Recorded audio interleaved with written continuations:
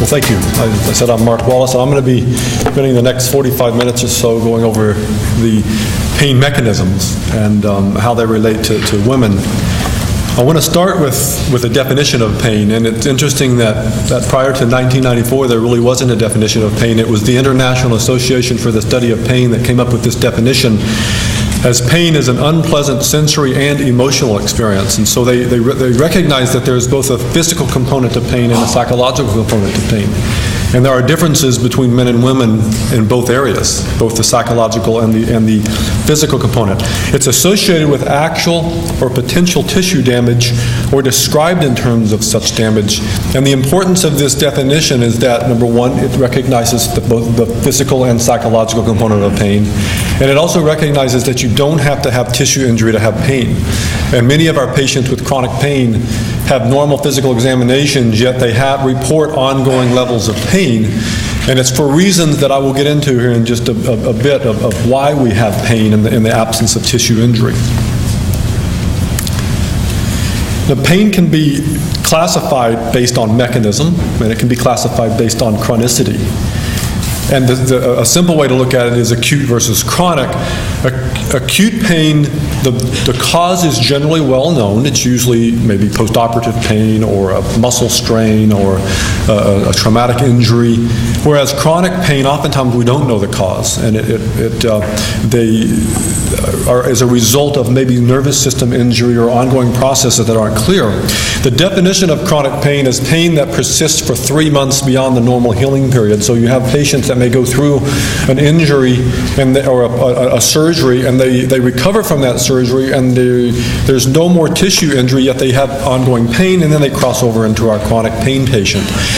The pathophysiology of chronic pain is much more complex than acute pain because there are a lot of emotional issues that we have to deal with, psychological disturbances that we have to deal with that we don't necessarily have to deal with acute pain. Now, there's various domains of chronic pain. There's major effects on quality of life. Many of these patients have lower levels of physical functioning. They have inability to just do their normal activities of daily living. It interferes with their work, their recreation. And there's major psychological morbidities. Depression, anxiety, sleep disturbance is the number one complaint among my patients. And there's this loss of self-esteem. And this psychological morbidity, there are a lot of differences between men and women, and that and I'll get to it in just a minute on these hormonal changes. A lot of the differences, both at the physical level and the psychological level, can be explained by some of the hormonal differences between men and women. And women suffer from depression. They have a prevalence 2 times that of men. And a lot of times I wonder what came first when I have this chronic pain patient. The depression that is exacerbation of the pain, or is it the pain that led to the depression? Well, it's a vicious cycle, and it's one of those things, which came first, the chicken or the egg? And we just never really know. There's social consequences, in that the chronic pain patients will have marital problems, relationship problems, sexual and intimacy difficulties, and then they just go into isolation. And then there's socioeconomic consequences of that. Billions upon billions of dollars are spent annually on the treatment of chronic pain. It's the number one reason patients seek care from their primary care physician. Now, pain can also be classified based on mechanism, and this is a very simplistic way to look at it. You can divide it into nociceptive versus neuropathic. And nociceptive pain is pain that is traveling through a normal functioning nervous system, and the nervous system is reporting actual or potential tissue injury, as opposed to neuropathic pain is when we have an injury to the nervous system, and it's that injury that leads to a lot of long-term persistent changes in function that will outlive the duration of the normal tissue healing period. And it's these changes that will the nervous system can't process the normal information properly, and then they lead to neuropathic pain. And again, this is a very simplistic way to look at it. Most of the time we're dealing with a mixed type. We have a fellowship training program And we take 2 fellows a year. It's a 1-year training program. And for the first month and a half, we take them through a series of about 20 to 25 lectures, 1-hour lectures, just on the pathophysiology and pharmacology of pain. So it's very complicated, and this is a very simplistic way of looking at it. Now, examples of nociceptive pain are going to be some of the low back pain, postoperative pain, arthritis, and then the neuropathic pain syndromes. And examples are post-herpetic neuralgia and diabetic peripheral neuropathy. And again, oftentimes we're dealing with a mixture of the two. Now, I just want to briefly go through a few anatomical descriptors of pain before I get into some of the differences between men and women. First of all, the peripheral nervous system is made up of different nerve fibers, and we have the sensory nervous system is basically made up of 3 types of nerve fibers. We have small unmyelinated nerve fibers, which are nociceptors. We have small myelinated fibers, which are also nociceptors, and then we have large myelinated fibers, which transmit pressure, touch, and vibration. And it's really an interaction between all of these fibers that lead to the report of pain. Now, these fibers, the density of these fibers will vary depending on where you are in the body. In the gut, you have a very high level of C fibers and relative to the A delta fibers, whereas we get into the skin, we have a much higher ratio of A delta fibers in relation to the C fibers. And this is why when we get into the visceral pain syndromes, the pain from the viscera are very poorly localized because C fibers don't really transmit localization, they transmit the pain. Whereas the A delta fibers are more likely to be involved in localization, and so when we get into the skin, it's easier to localize pain in the skin than it is in the gut. Now, these fibers, the cell bodies are in the dorsal root ganglion, and they're going to synapse on the dorsal horn cells, and the A delta fibers are going to synapse on second-order neurons located in laminas 1 and 5, whereas the C fibers are going to synapse on laminas 2, and then the A beta fibers are going to synapse on laminas 3 and 4. Now, why am I telling you this? This is going to be important here in just a minute, because when we get into neuropathic pain syndromes, this area becomes disorganized. And then patients that normally something like light touch will become painful. So I'll keep this in mind, and I'll come back to it in just a minute. Now here, and then the A beta fibers, the second order neurons from laminas 3 and 4, we're going to ascend in the dorsal tracts and synapse on thalamic nuclei, and then they go to the sensory cortex. And this is where our brain processes the information of light touch and vibration and so forth. Now, the pain fibers, the A delta fibers and the C fibers, their second order neurons will cross the midline, and they will ascend via what we call the spinal thalamic tract. Now, what happens is there's really 2 systems that ascend. There's a lateral system that is really carrying the input mainly from those A delta fibers. And it's a very rapid conducting system that gets up to the brain and the cortex and tells you something's wrong. There's a pain problem and you need to do something about it. But then there's a medial system which is driven a lot by the C fiber input that sends off a lot of connections to the deep brain structures. And this is where we get into a lot of the arousal of the patients with the activation of the sympathetic nervous system. A lot of emotions will come out. There's even projections from the thalamic nuclei into our frontal cortex, which will start activating the personalities. Our different personalities will come out. And this is why you have different patients react to pain differently. And it really is based on past experiences with pain. It's our cultural differences. And there's going to be sexual differences. In that the frontal cortex is kind of what we call our cognitive evaluative portion of the pain experience will determine how the patient's going to respond to this. And hormonal differences, hormones can really affect this. The hormones can affect the deep brain structures, and the hormones can have a major impact on the frontal cortex, and it can have major impacts on the peripheral nervous system. So this is kind of a summary of what I just said, and it's really, when you think about pain, you have to look at it as what we call the pain experience. It's not just the physical pain. The pain experience is divided into three things. It's the sensory component, there's the affective component, and then there's the evaluative component, or the cognitive component. And so the sensory component is really through the spinal cord, the spinothalamic tract, neospinothalamic tract, and up into the somatosensory cortex. But the affective component is all those projections going into the deep brain structures and bringing out emotions in the patient. And then it's the frontal part that is going to determine how the patient will react. Can they cope with it? Can they not? Are they going to have a lot of outgoing emotions and crying? But it may be culturally okay for it to do that. In some cultures, it's not okay. Okay, that's a kind of a brief overview of kind of what I call the pain experience. And now let's get into some pain mechanisms. And this is where we start seeing some differences between men and women. And you can divide pain into three types of pain. There's acute pain, there's facilitated pain, and then there's neuropathic pain. And acute pain is really an on-off phenomenon. I can turn my receptors on by pinching myself. When I relieve it, it goes off. And there are human models. We have animal and human models that we use to study these different types of mechanisms. An animal model is a hot plate model, and you put a rat on a hot plate that's 52 degrees centigrade, and the rat will walk around in about 10 to 15 seconds, he'll turn around and lick its paw, and that's the end point.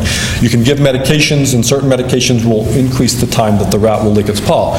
In humans, I do human experimental pain. I take healthy volunteers, and I induce pain, and I look and see how the drugs affect the pain. What I use for acute pain in humans is thermal stimuli. I have a thermal sensory analyzer, and I can heat the probe up, I can cool it down, and we can measure thresholds. Facilitated pain is when you activate a nociceptor, but there is an ongoing low level of activation such as that results maybe from tissue injury and release of neurotransmitters and chemicals that will keep it wound up and keep the spinal cord wound up. Then you have neuropathic pain, which if you have an insult to the nervous system. Examples of facilitated pain in human is going to be postoperative, and then capsaicin. I take patients, healthy volunteers, I take capsaicin, which is a derivative of red chili pepper, and I inject it into their skin. It's like a bee sting. And they report it as a pain of about 70 out of 100, 0 being no pain, 100 being the worst pain they could imagine. And I can give drugs and see how the drugs affect it. And then neuropathic pain examples, as I said, is going to be post-herpetic neuralgia, various neuropathies. Now, when you look at the differences between men and women, some authors have suggested that sex differences of pain are relatively small, while others have reported moderate effects. And some have previously, Dr. Fillingen proposed that sex differences in pain response are very robust. Well, interestingly, he says all of these are correct. And it really depends on what you're measuring, what type of pain stimulus you're using, what stage of the menstrual cycle is the woman in, what age is the woman. So it's really, a lot of things are factored in. So if you look at the sensory system itself, there are major differences in just the normal sensation, whether it be painful or non-painful. We know that women have a heightened level of taste as opposed to men. Smell, estrogen increases olfactory sensitivity. Probably the differences in taste and smell are related to the nausea caused by pregnancy. Sound, there's big differences in that men tend to lose the high frequency deafness over time. And then touch, women have a greater sensitivity to various stimuli than men. Now, the way we measure these the various stimuli, and as I said earlier, there's the sensory nervous system, you have the A delta fibers, the C fibers, and you have A beta fibers. Now, we can measure the thresholds in different nerve fibers with what we call quantitative sensory testing, where we use different thermal stimuli to activate different nerve fibers, and we can determine what effect certain drugs have on different nerve fiber function. A sensation of cool activates delta fibers, whereas a sensation of warm activates C fibers. If you heat it up to the point of painful threshold, it's C fiber mediated. If you go super maximal and get it really hot, you start recruiting A delta fibers. And then we can measure mechanical pain with pinching, pressure, and so forth. Now, if you look at the effects of the gonadal hormones on pain, there's effects on different levels of the nervous system, including the peripheral nervous system, dorsal root ganglion, dorsal horn cell, and even the supraspinal level. And if you look at the women, skin sensitivity of the nipples, areolae, and breast, there are no difference prepubertally, but when you get into the postpubertal, the sensitivity dramatically increases in women, mainly related to the menstrual cycle, but not in men. So it's suggested that these differences are probably related to the circulating levels of gonadal hormones. And these gonadal hormones have a lot of effects on different kinins and neurotransmitters in our body, which I'll get into in just a minute. And one of them would be nerve growth factor, which is a cytokine that does influence the report of pain. At the level of the dorsal root ganglion, the estrogen receptors are absolutely necessary for normal neuronal function, which demonstrates the important role that the gonadal hormones play in neuronal development in women. At the level of the spinal cord, estradiol and progesterone modulate two systems, the dynorphin system and the kappa-opioid analgesic system. Dynorphin is an endogenous opioid that if you administer it in the central nervous system, it's actually pro-nociceptive. It actually increases pain. If you deliver it or administer it in the peripheral nervous system, it's actually anti-nociceptive. And so there's a difference between, it depends on where you administer this drug. Is it going to cause pain or is it going to relieve pain? And then the kappa-opioid system, this is the one system that seems to have the biggest difference between men and women, in that women respond to the kappa-opioid agonist much more robustly than men do. And it probably comes down to the estradiol and the progesterone that modulates this system. And then the gonadal hormones alter levels of multiple neuromodulators in the spinal cord processing, and these neuromodulators, substance P, glutamate, these are two neurotransmitters that actually increase pain. They're part of the neurotransmitters released when the impulses come into the nervous system. And then we have GABA, and we have dopamine and serotonin, norepinephrine. These are actually just modulators. They modulate or dampen the levels of pain. Now, at the level of the supraspinal regions, the thalamus, it's known that the thalamic circuits are sensitive to the gonadal steroids. However, the effects are really unknown, and this is not unusual. A lot of the supraspinal mechanisms of pain are not known in men either. It's just one of those areas that we have a long way to go to understand. At the level of the brain, the circulating estrogens have a profound effect on cognitive functions. And as I said earlier, with the pain experience, we have the cognitive, the evaluative component, which is our forebrain, and the estrogens can really affect this. And this is where we see differences in men and women with their pain experience. As far as the effects of gonadal hormones on neurotransmitters, we have the monoamines, the adrenergic system, and the serotonergic system. This system is an analgesic system. If you activate it, there's a lot of descending modulation and descending inhibition of the spinal cord. And this is actually the way the opioids work. The opioids can activate what we call noradrenergic and serotonin descending systems that will kind of shut the gate at the level of the spinal cord. And this is the way a lot of the antidepressants work with the relief of pain. And the estrogens influence these two systems. And so there have been studies in looking at the serotonin levels in fibromyalgia patients, and we know that fibromyalgia is much more common in men than women, and it's more common because of the estrogen's influence on these serotonergic systems and the noradrenergic systems. And then we also know that the opioids, the endogenous opioid systems increase with estrogen treatment, and this may be why pregnancy, one of the theories of pregnancy-induced analgesia, and a lot of pregnant women that have pain syndrome prior to their pregnancy, they actually get better when they get pregnant. It may be related to the endogenous opioid system. Now, there's also the effects of the menstrual cycle on pain, and as I said earlier, some researchers have said there's modest effects on pain, minimal effects. Others say there's robust effects, and it comes down to, again, what are you testing? And if you look at experimental pain, there's been a number of studies using various methods that have demonstrated decreased pain thresholds in the luteal and the premenstrual period, and they use experimental stimuli. It may be pressure, it may be a burn, capsaicin, whatever, but most of these have shown that the thresholds change depending on what part of the cycle of the woman is in. Now, in clinical pain, there's many disorders that are related to the menstrual cycle, including PMS, dysmenorrhea, there's menstrual headaches. Women with irritable bowel syndrome and gastrointestinal disorders and headache report increased pain during the late luteal phase. And so there's definitely a lot of evidence that hormonal fluctuations, both in the normal menstrual cycle as well as pregnancy and as well as aging, are going to will influence the level of pain that the women's experience. Now, pregnancy-induced analgesia, I have a lot of patients that have chronic pain syndromes that get pregnant and their pain gets a lot better.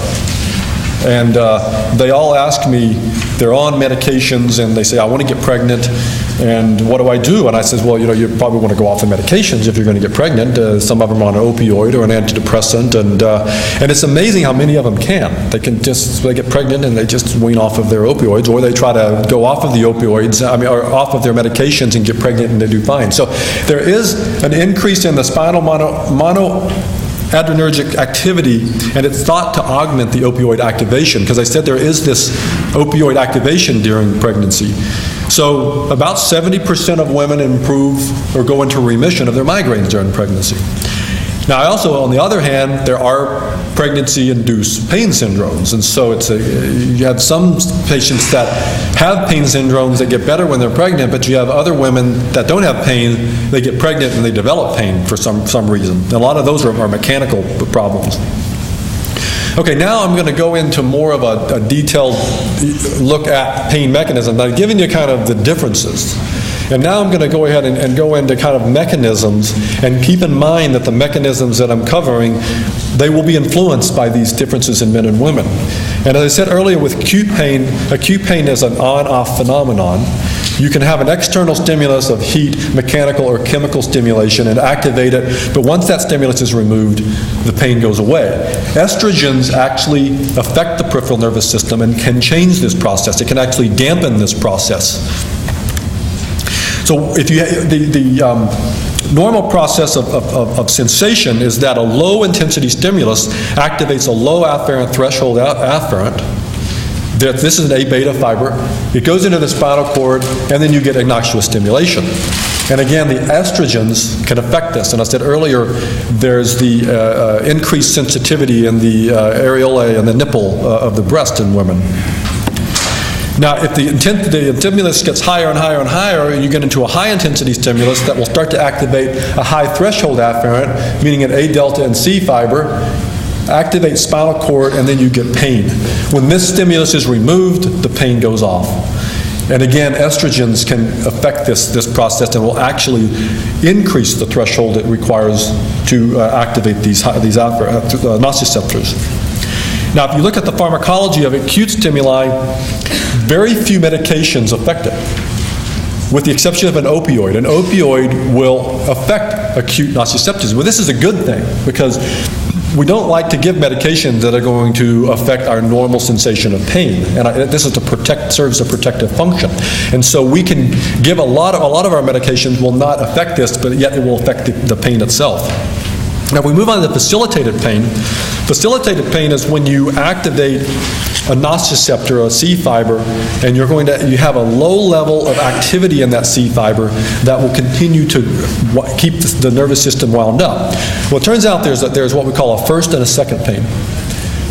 And the only way I can describe this is if you ever if you had a hammer and a nail and you're hammering and you hit your thumb. I mean, we've all probably done something like close to that.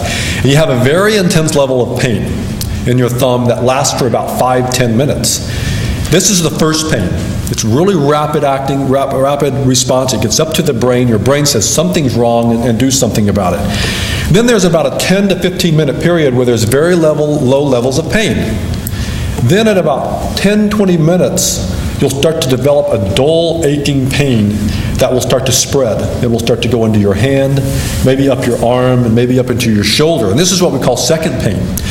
Now, what happens if the first pain is mediated by A delta fibers, whereas the second pain is mediated more by C fibers. And if we block the A delta fibers, second pain is exaggerated. So the A delta fibers actually dampen the second phase of pain. And this is maybe a mechanism of acupuncture. And that when we administer acupuncture, they do what's called electroacupuncture, and that probably is activating more A delta fibers, and it's probably causing some sort of dampening of the second phase of pain, or dampening of the spinal cord windup. And this has been shown if you look at, if you monitor the cell discharge rate in the spinal cord, if you have first pain here, second pain, if you block the A delta fibers, the second pain, it's just rapid cell discharge in the spinal cord because it doesn't have that inhibitory input. This has been studied in rats. And the rat model we use is called a formalin model, where we take a rat, we briefly anesthetize the rat, they inject formalin into the hind paw, and the rat will wake up and will start to lick its paw, and start to lick it and stomp it. It's a pain behavior. And the rat, they all go through a first phase and a second phase. But if you measure C fiber activity, it doesn't take much C fiber activity to keep that second phase going. And that the second phase is mainly the result of the central nervous system is really wound up, and it's the spinal cord that's sending messages up to the brain saying it hurts, it hurts, it hurts, and you don't have to have a lot of activity out here in the periphery. Now there's a term called hyperalgesia, and hyperalgesia is an exaggerated response to a normally painful stimulus. Whenever I inject capsaicin, and I take patients, as I said, I do human experimental pain, I take healthy volunteers, and I'll take a capsaicin and I'll inject it just a drop, it's like 10 microliters, just underneath the skin. And this creates an intense sting, and what that sting is why that sting is occurring is because it's activating a peripheral C fiber. The C fiber is activated, goes into the central nervous system, but it also causes some antidromic conduction and will start to degranulate platelets and mast cells, and you get what's called a wheel and flare response. This wheel and flare response is what we call primary hyperalgesia. And primary hyperalgesia just responds to the area of injury. And if you have a postoperative pain patient, right around their incision is the area of primary hyperalgesia. Now, the primary hyperalgesia is modulated or driven by a lot of different mediators in the periphery. Potassium release, serotonin, bradykinins, prostaglandins, all these mediators that are released in the periphery at the time of injury, and that will drive the C fiber activation. What happens is that a high threshold afferent, its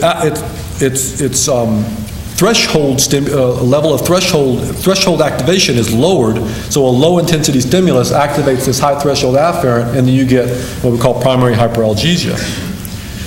But you also get an exaggerated response to a normal painful stimulus. If I continue to raise the intensity of the stimulus, it's just explosive. And because this is such a heightened central nervous system, the spinal cord itself gets in such a heightened state that it's just it's just explosive. It will result in an explosive amount of pain. Now also, as I said earlier, you hit your thumb with a hammer, and you have a phase 1 and a phase 2, and I said that pretty soon your whole hand is hurting, your arm is hurting, maybe up into your shoulder. The reason that occurs is because that one little area of your thumb that you smashed, those nerve fibers go into the spinal cord. But then those nerve fibers will start to branch out and make connections up and down the spinal cord, and they will start to activate and wind up the spinal cord. And so the spinal cord, even though my elbow is hurting, or my shoulder is hurting from the injury I had down here, there's nothing wrong with my elbow or my shoulder. It's the spinal cord itself that is so wound up that it's just sending messages into the brain saying something hurts. So this is what we call secondary hyperalgesia. And secondary hyperalgesia is involved really in the areas around or outside the area of injury. And this is an example of what happens when I give capsaicin. I inject the capsaicin here, and this is the Will and Flare response, the primary hyperalgesia zone. And then at 17 minutes, I'll start to get a larger area of hypersensitivity, a larger area at 19 minutes, and at 22 minutes, just a big area of heightened hypersensitivity. Well, I'll go to touch them out there, and they say, oh, that hurts, that hurts. So this is what we call allodynia. And allodynia is when you have a response to a painful response to a non-painful stimulus, like a light touch. Now, when you get into our neuropathic pain patients, a lot of our neuropathic pain patients have allodynia, and that a cool breeze is painful, or a light touch is painful. And this is because now the spinal cord is responding to the A-beta fibers, which normally don't transmit pain. And that it's just so confused that all the information coming in, it's reporting it as painful. So this is what this is what sensitization is. We have a stimulus intensity. As the stimulus intensity increases, we reach a point or a threshold where the patient will start to report pain. This is the normal pain response. If we have injury, this is all shifted to the left, and then the stimulus intensity that is normally just painful is an explosive pain. This is hyperalgesia. And then the stimulus intensity that would be below the threshold of pain that results in pain is called allodynia. Okay, so that's facilitated pain. And now let's move on to neuropathic pain. And neuropathic pain, if you look at the prevalence of neuropathic pain, if you include all causes, it's about 3 to 4 million cases a year. And painful diabetic peripheral neuropathy and post-herpetic neuralgia are going to be our two most common neuropathic pain syndromes, excluding back pain. Now, most of our neuropathic pain patients are going to be back pain, back surgery. But if you exclude those, the most common is going to be PDN and PHN. Now, there's certain descriptors of neuropathic pain that you can get clues that you're dealing with a neuropathic pain syndrome. And oftentimes, these patients will report numbness, tingling, paroxysms, electrical like pain. These are all signs that maybe there's something wrong with the nervous system. And then we come to the allodynia and the hyperalgesia, which I just described, that many of these patients report. Neuropathic pain is a very common type of pain. It accounts for up to 50% of the patients in my clinic. It's under-assessed because we don't have any diagnostic tools for it. We just don't really know how to diagnose it aside from talking to the patient and getting clues. And because it's under-assessed, it's undertreated. Major problem with undertreatment of neuropathic pain. There's a huge variability in response to treatment. And you'll have one patient that gets by on maybe a tricyclic antidepressant at night, and the next patient comes along and requires high-dose opioids. And then there's a lot of very complex pathophysiology, which I'm going to briefly get into in here in just a minute.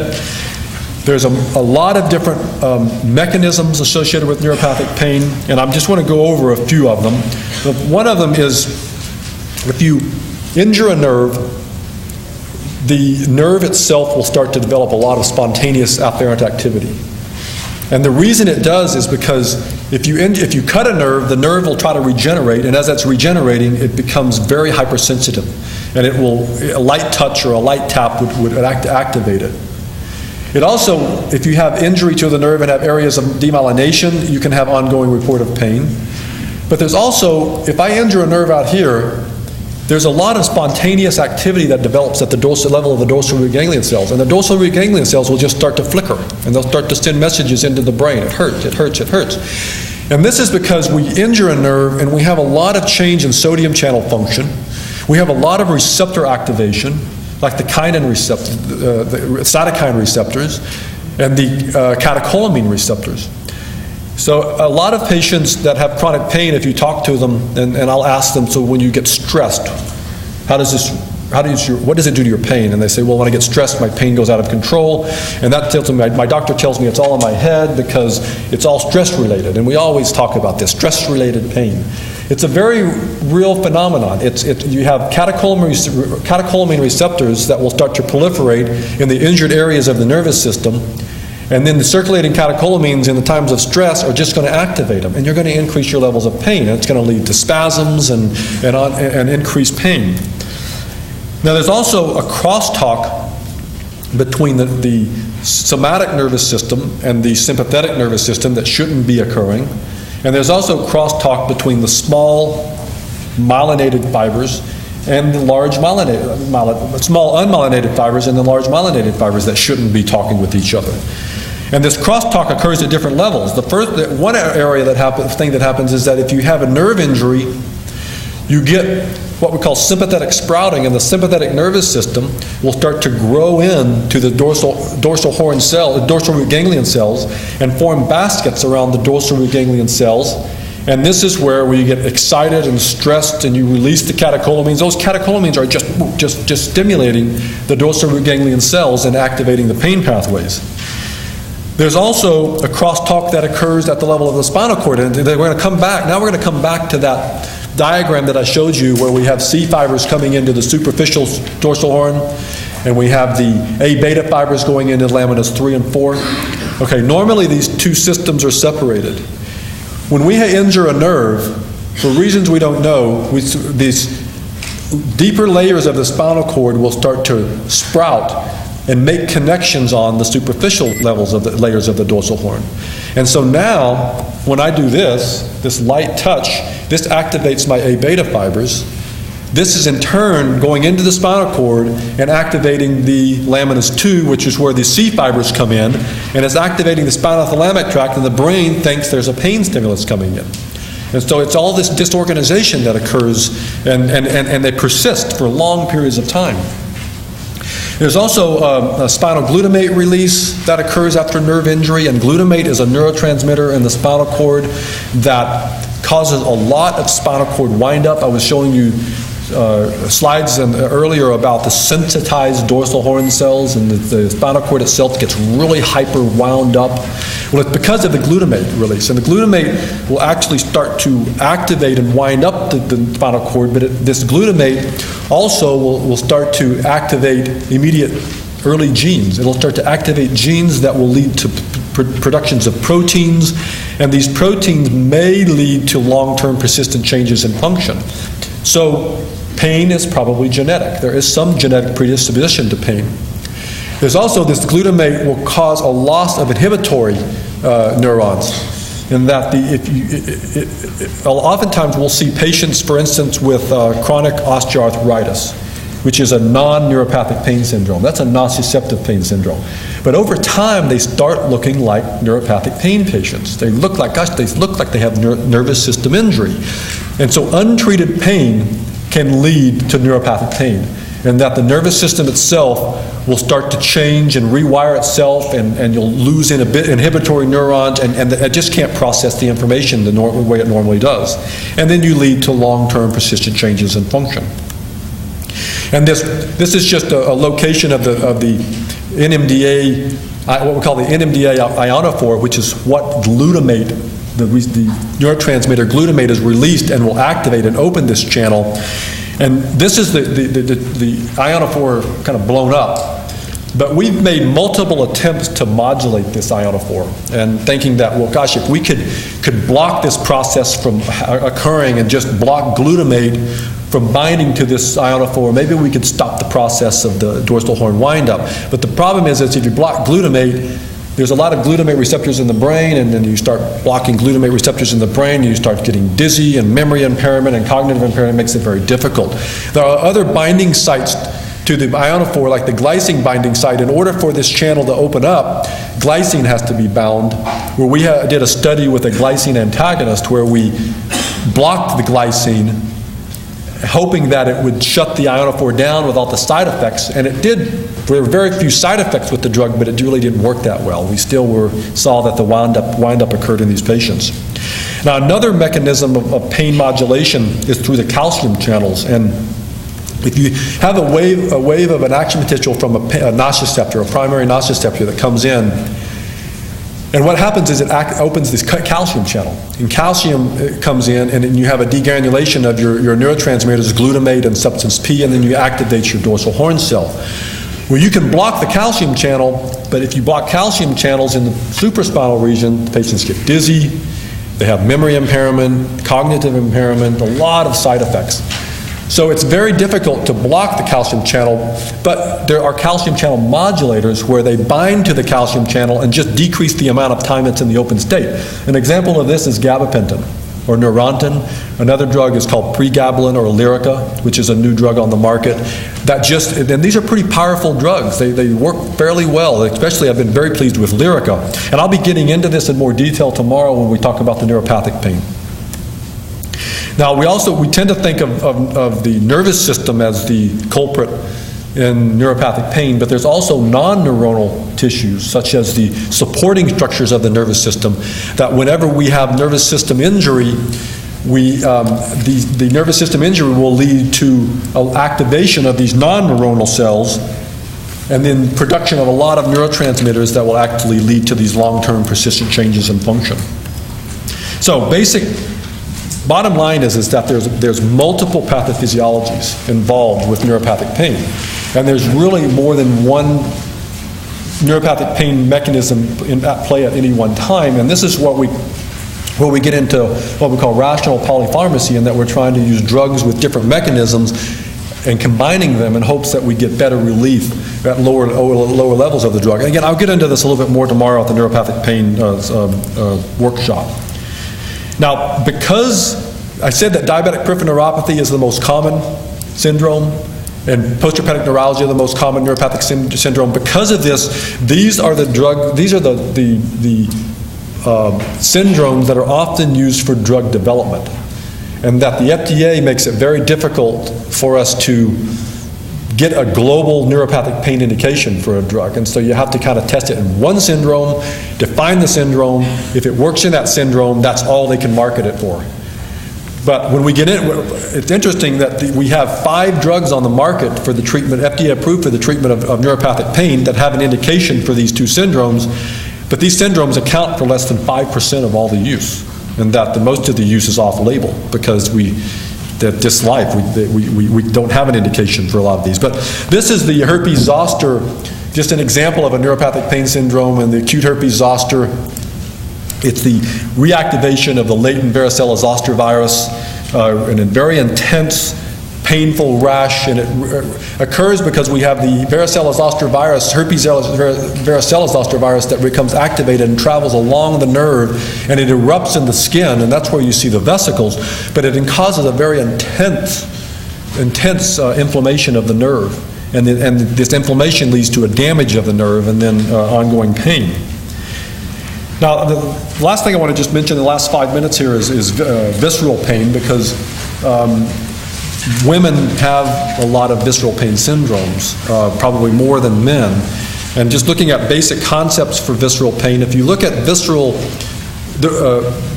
viscera's response to stimuli, there's no relationship between visceral injury and pain. I can take a knife and slice a viscera, and they probably wouldn't feel it. You wouldn't feel that. But if I take a clamp and crush it, it results in a lot of pain. So visceral pain really responds to like distension, ischemia, stretching. Those are the things that are going to activate it. Now, there's also a difference between visceral and somatic pain. As I said earlier, there's the difference between the A delta fiber and C fiber ratio between viscera and somatic pain. Because of this, there's a much higher number of C fibers in the viscera there's more. This is actually wrong. There's more C fibers in the viscera than there are in the peripheral nervous system. And because of that, you have a very dull, poorly localized pain. An example is an appendicitis. You have appendicitis, and it starts off with a bellyache in the lower quadrant, and it kind of starts to spread, and you just really can't tell where it's coming from. As opposed to the somatic, usually it's very well localized. Now, there's also what we call the somatic visceral convergence, in that oftentimes pain within the viscera is referred to a somatic area. So, interstitial cystitis may be referred into the abdomen, the back, and maybe into the pelvis and down into the legs. And this actually gives an example of some of the visceral referred pain, and this is because, example, you look at angina. Angina is coming from the heart, but why would they have pain down in the arm? Well, it's because the nerve fibers from the arm converge on with the nerve fibers that are coming from the heart, and sometimes the spinal cord with the brain gets confused of where the pain is coming from, and this is what we call a referred pain pattern. Labor pain is often referred to the back in the lower pelvis. The bladder is often referred to the pelvic area and maybe down into the buttock area, and then ureteral pain is often referred into the abdomen, the flank area. Now, there's some sex differences in visceral pain in that women are more likely to manifest a number of visceral pain syndromes, and visceral agrogenic conditions in women are exacerbated at specific times during the menstrual cycle.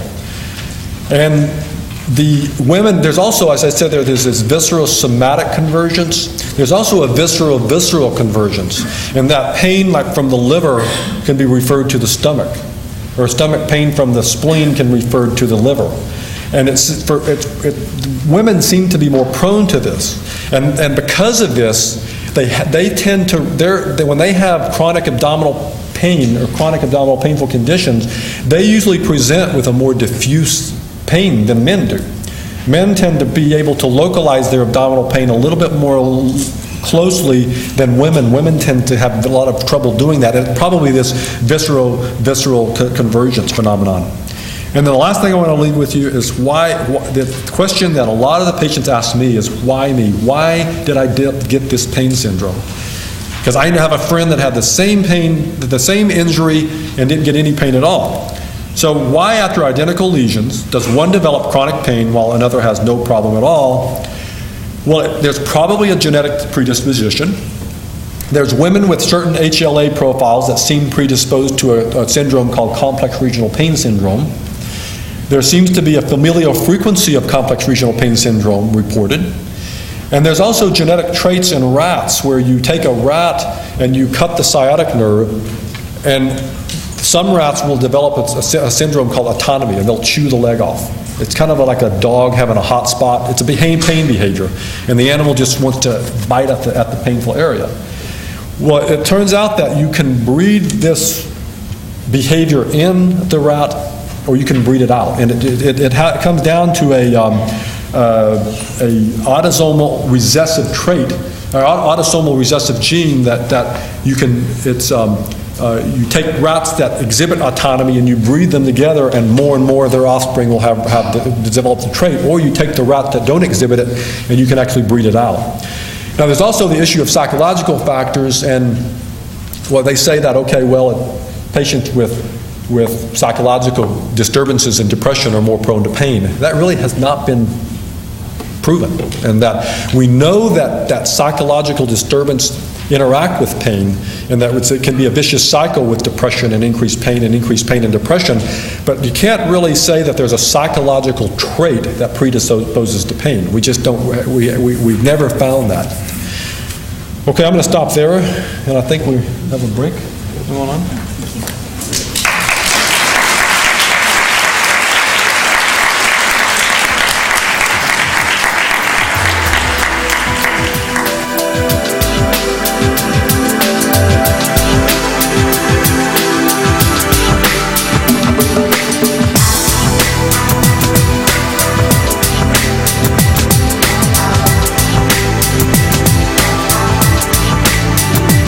The Foundation helps facilitate dialogue between Western physicians and alternative medicine practitioners in the diagnosis, treatment, and management of pain in women.